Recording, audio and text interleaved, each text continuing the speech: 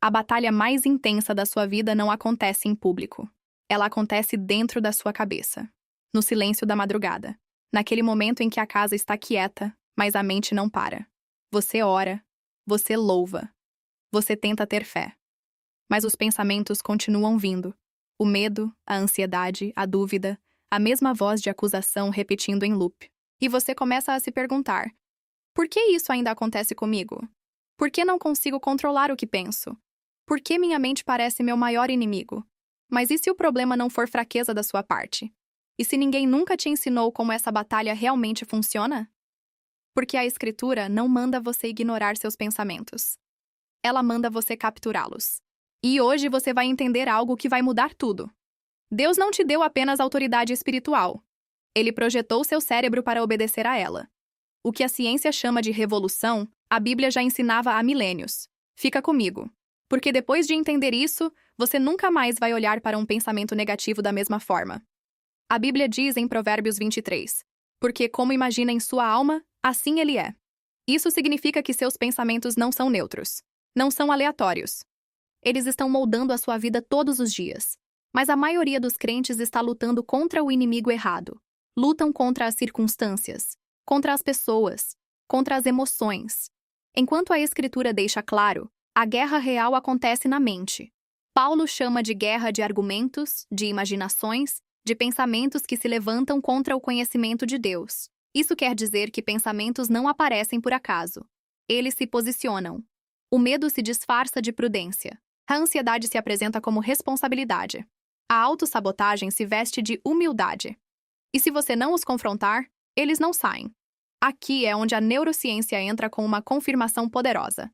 Seu cérebro possui o que os cientistas chamam de viés de negatividade, um mecanismo de sobrevivência evolutivo que faz você registrar dor mais rápido que alegria, ameaças mais rápido que bênçãos, fracassos mais rápido que vitórias.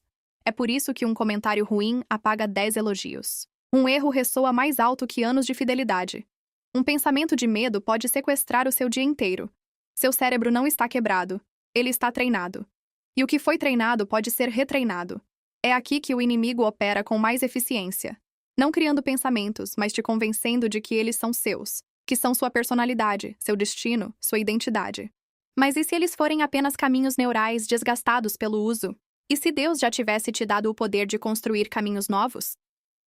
A ciência chama isso de neuroplasticidade. A Bíblia chama de renovação. Neuroplasticidade é simples. Seu cérebro se reorganiza constantemente com base no que você foca repetidamente. Cada pensamento envia um sinal. Cada pensamento repetido fortalece uma via neural. Cada via fortalecida fica mais fácil de acessar da próxima vez. Os neurocientistas dizem assim: neurônios que disparam juntos se conectam juntos. A Bíblia disse antes: o que o homem semeia, isso também ceifará. Pense na sua mente como um campo. Pensamentos são sementes. Atenção é água. Repetição é colheita. Se o medo é plantado todo dia, o medo cresce sem esforço. Se a verdade é plantada intencionalmente, a verdade cresce progressivamente. Isso explica algo fundamental. Por que pensamentos negativos parecem automáticos? Por que a paz às vezes parece artificial? Por que a fé parece mais difícil que o medo? Não é porque o medo é mais forte. É porque o medo foi praticado por mais tempo. Mas aqui está a boa notícia. O cérebro não se importa com o que você pratica. Apenas que você pratique. O que significa que a estratégia do céu não é supressão. É substituição. Paulo não diz: peça a Deus para renovar sua mente. Ele diz: transformai-vos pela renovação da vossa mente. Isso é linguagem participativa. A transformação não é passiva. A renovação se pratica. A vitória se treina. E Paulo vai além, levando cativo todo pensamento à obediência de Cristo. Isso significa que pensamentos podem ser presos, podem ser confrontados, podem ser comandados.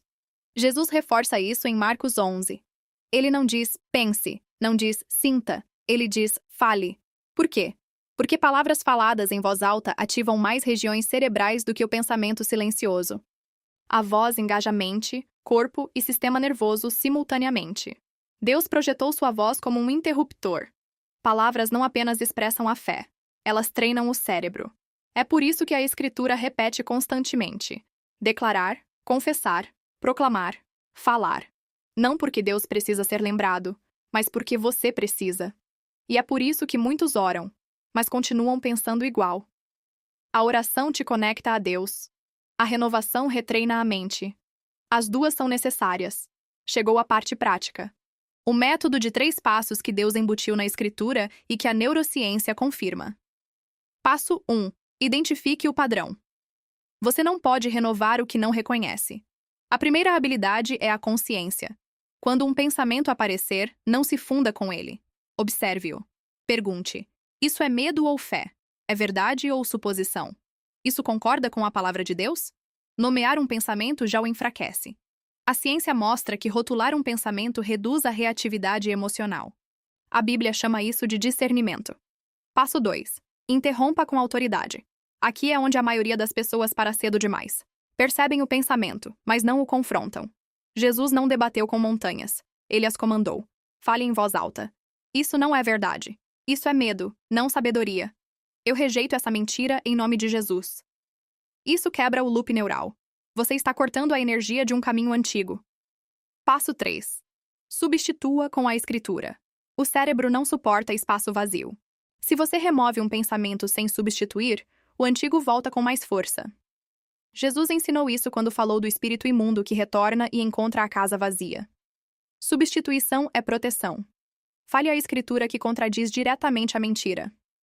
Medo? Deus não nos deu espírito de temor. Vergonha?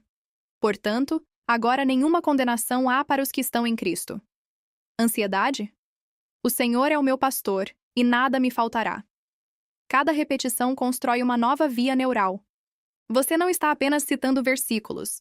Você está reprogramando seus padrões. Você não é fraco. Você não é sem fé. Você não está perdendo. Você está sendo retreinado. Por anos, seu cérebro praticou o medo. Agora, ele precisa praticar a verdade. E praticar parece estranho antes de parecer natural. Mas um dia, a paz vai responder antes do pânico. A verdade vai falar antes do medo. A palavra vai responder antes da ansiedade. Isso não é hype. É treinamento concluído. Desafio de 7 dias. Por uma semana, toda vez que um pensamento negativo aparecer, capture, comande, substitua. Não uma vez, toda vez. E quando você perceber a mudança, volta aqui e dá testemunho. Porque mentes estão sendo renovadas. Fortalezas estão caindo. E a palavra está fazendo exatamente o que Deus prometeu que faria. Você não está em guerra com sua mente. Você está a treinando. E em Cristo, a vitória é inevitável. Antes de sair, faz uma coisa por mim. Agora, não depois. Se essa mensagem tocou você, escreve nos comentários. Estou renovando minha mente. Não é só engajamento, é uma declaração. Porque no momento em que você fala, seu cérebro ouve, seu espírito se alinha. E o inimigo sabe que essa guerra mudou de direção. Se você quer que sua mente seja treinada na verdade todos os dias, se inscreve nesse canal. Cada vídeo aqui é projetado para quebrar padrões antigos, reprogramar seu pensamento com a palavra de Deus e te ajudar a caminhar na paz que realmente dura. E compartilha esse vídeo com alguém que você sabe que está travando essa batalha em silêncio. Você pode ser a resposta à oração dessa pessoa. A palavra funciona. A mente pode ser renovada. E isso é só o começo.